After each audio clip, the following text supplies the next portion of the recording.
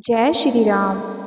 राम, सीता और लक्ष्मण ने चित्रकूट वन में प्रवेश किया और अपनी कुटिया बनाकर वहां रहना प्रारंभ किया। उधर सुमंत जैसे ही अयोध्या नगरी पहुंचे, उनके रथ को चारों ओर से अयोध्या वासियों ने घेर लिया और प्रश्नों की बौछार करना प्रारंभ कर दिया। राम, सीता, लक्ष्मण कहाँ हैं? तुम उन्हें कहाँ छोड़ आए? अपने साथ वापस क्यों नहीं लाए? सुमंत ने कोशिश करके अयोध्या वासियों को बताया कि मैं उन्हें गंगा पार करवाने के बाद राम के आदेश अनुसार रथ लेकर वापस आ गया हूँ।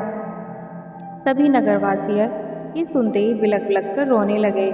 सुमंत जैसे जैसे महाराज दशरथ के पास पहुँचे तो वो पुत्र वियोग में अपने आखिरी सांस गिन रहे थे। उन्हें लग रहा था कि सुमंत विनती करके राम को अपने साथ लौटा लाएंगे, किंतु राम तो नहीं आए। सिर्फ सुमंत ने आकर महाराज के चरण स्पर्श किए और दुखी स्वर में राम को वन में छोड़ आने की सूचना दी। ये सुनते ही महाराज मूर्छित हो गए और सारे महल में हाहाकार मच गया।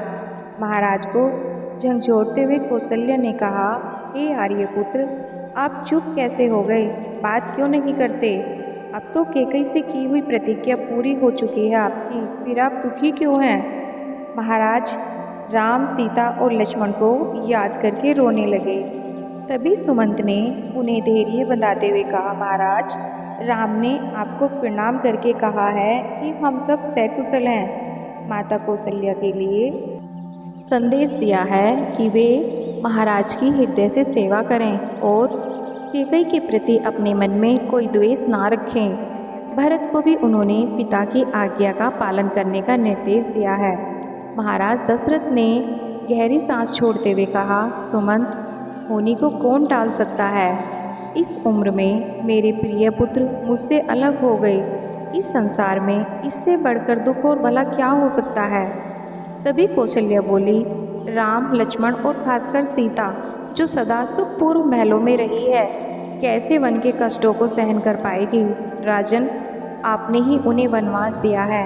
आप जैसा निर्दयी और कोई नहीं होगा इस संसार में। यह सब आपने केवल कैकेयी और भरत के सुख के लिए ही किया है। कौशल्या के ये कठोर शब्द सुनकर महाराज अत्यधिक दुखी हुए और रोते हुए बोले, कौशल्या, तुम तो मुझे इस तरह मत धिक्कारो, मैं तुम्हारे हाथ जोड़ता हूँ। दशरथ के इन दीनहीन वचनों को सुनकर कौशल्या का हृदय पानी पानी हो गया और वो रोने लगी और हाथ जोड़कर बोली, हे आर्यपुत्र, दुख ने मेरी बुद्धि को हर लिया था, मुझे क्षमा करें। राम को यहाँ से गए हुए आज 5 रात्रि हो चुके हैं, किंतु मुझे ये 5 रात्रि 5 वर्षों के समान लग रही हैं। इसलिए मुझे नहीं पता चला कि मैं क्या बोल रही हूँ। कौशल्या के वचन सुनकर राजा दशरथ ने कहा, कौशल्ये, जो कुछ भी हुआ है वह सब मेरे ही कर्मों का फल है। मैं तुम्हें वो कहानी बताता हूँ